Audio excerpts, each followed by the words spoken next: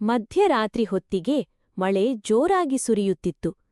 ಮಲೆನಾಡಿನ ಒಂದು ಹಳೆಯ ಬಂಗಲೆಯಲ್ಲಿ ಏಕಾಏಕಿ ಬೆಳಕು ಆರಿತು. ಅಲ್ಲಿ ವಾಸಿಸುತ್ತಿದ್ದ ತನ್ವಿ, ಯುವ ಪತ್ರಕರ್ತೆ, ಆ ಬೆಳಕು ನಿಂತ ಕ್ಷಣದಲ್ಲೇ ನಡುಗಿ ಹೋದಳು. ಆಕೆ ಇತ್ತೀಚೆಗೆ ಒಂದು ಹತ್ಯೆ ಪ್ರಕರಣದ ತನಿಖೆ ಮಾಡುತ್ತಿದ್ದಳು.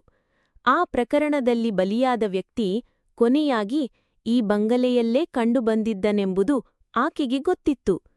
ಗಾಳಿಯಲ್ಲಿ ಕಿಟಕಿಗಳು ಬಡಿದುಕೊಂಡವು. ತಕ್ಷಣವೇ ಅವಳ ಫೋನ್ಗೆ ಒಂದು ಅಪರಿಚಿತ ನಂಬರ್ನಿಂದ ಸಂದೇಶ ಬಂತು.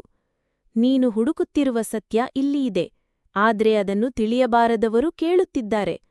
ಅವಳು ಬೆಚ್ಚಿಬಿದ್ದಳು. ಮನೆಯೊಳಗೆ ಹೆಜ್ಜೆಗಳ ಸದ್ದು ಕೇಳಿಸಿತು.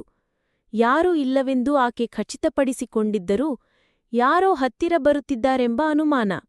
ದೀಪದ ಬೆಳಕು ಮರಳಿದಾಗ ಗೋಡೆ ಮೇಲೆ ರಕ್ತದಿಂದ ಬರೆಯಲ್ಪಟ್ಟಂತೆ ಕಾಣಿಸಿತು. ನಿಲ್ಲಿಸು, ಇಲ್ಲದಿದ್ದರೆ ಮುಂದಿನವಳು ನೀನು. ತನ್ವಿ ದಿಗ್ಭ್ರಮೆಯಿಂದ ಹೊರಗೆ ಓಡಲು ಯತ್ನಿಸಿದಳು. ಬಾಗಿಲು ಒಳಗಿನಿಂದಲೇ ಲಾಕ್ ಆಗಿತ್ತು. ಹಿಂಬದಿಯ ಕೊಠಡಿಯ ಬಾಗಿಲು ಸ್ವತಃ ತೆರೆಯಿತು. ಒಳಗಡೆ ಹೋಗಲು ಆಕೆ ಹೆದರುತ್ತಿದ್ದರೂ ಧೈರ್ಯ ಹಿಡಿದು ಒಳನುಗ್ಗಿದಳು. ಅಲ್ಲಿ ಒಂದು ಹಳೆಯ ಪೆಟ್ಟಿಗೆ ಇತ್ತು. ಅದರಲ್ಲಿ ಕೊಲೆ ಪ್ರಕರಣದ ಎಲ್ಲ